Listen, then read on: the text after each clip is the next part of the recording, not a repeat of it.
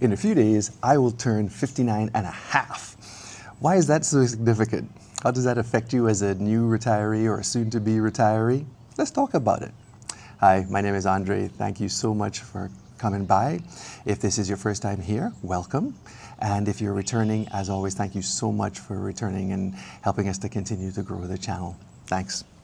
All right, so turning 59 and a half years old, that is a significant milestone for retirees as it allows them to start withdrawing money from their retirement accounts penalty-free. Love the word penalty-free because penalties can be as much as like 10% here. So, that is the big hullabaloo about turning 59 and a half, and I will turn 59 and a half in a few days. Additionally, it's a time when individuals might start to consider planning for Social Security, benefits at 62, because 62 is not that far away. Although, as we've always pointed out before, is taking Social Security that early at 62 makes you have a reduced benefit as opposed to taking it at full retirement age. For many of us, is going to be age 67, but you can delay even all the way up to age 70 to get the highest possible benefit. But that's when you start to think about Social Security. Right now, we're really focused on our 59 and a half birthday. So some of the key points that I wanted to cover here are early withdrawals without penalty. Once you reach age 59 and a half, you can typically withdraw funds from things like a 401k, IRA, tax-deferred funds now, which if you withdrew before 59 and a half, you would have to pay, in addition to the taxes that you have to pay on those accounts, you'd have to be paying also a 10% penalty, which we don't, we're trying to save money in retirement. We're not trying to spend extra money that we don't have to. Once you hit 59 and a half, that particular thing goes away, although obviously the advice is to keep that money growing in your retirement accounts for as long as possible. Social Security eligibility, you're just there. So if you haven't begun to plan out your Social Security strategy, now is an absolutely phenomenal time as you turn 59 and a half to think about, hey, what is my plan? Do I want to take it at 62? Do I want to defer for a few years and take it maybe at 65? Do I want to wait for my full retirement age? Et cetera. 59 and a half should sort of be that, impetus to say, hey, let me start thinking even more seriously about retirement.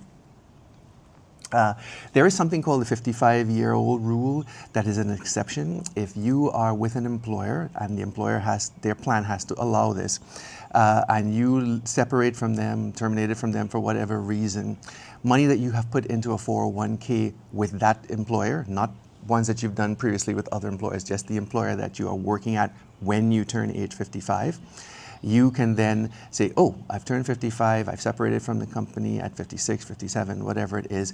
You can use this 55-year-old rule to begin withdrawing money without penalty. Still have to pay taxes. I always want to keep reminding us that taxes are due.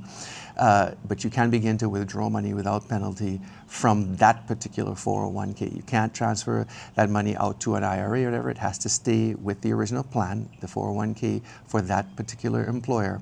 But you can then begin withdrawing funds if you need to at age 55 on up. So, just something to keep in mind for the point of this particular video, we're talking about turning 59 and a half and the significance of that. Couple other things. I have some notes here. If you see me looking over, I've got some notes. At this age, retirement starts to feel more real too.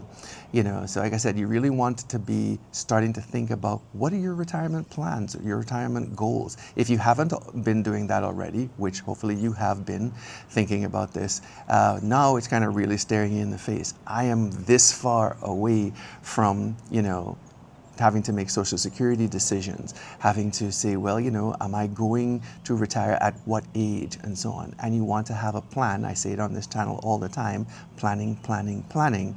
You want to have a plan to figure out what's going on. And 59 and a half should sort of be that stark reminder that, yep, if I haven't been making these arrangements, let's start paying attention to what it is I want my plan to comprise of.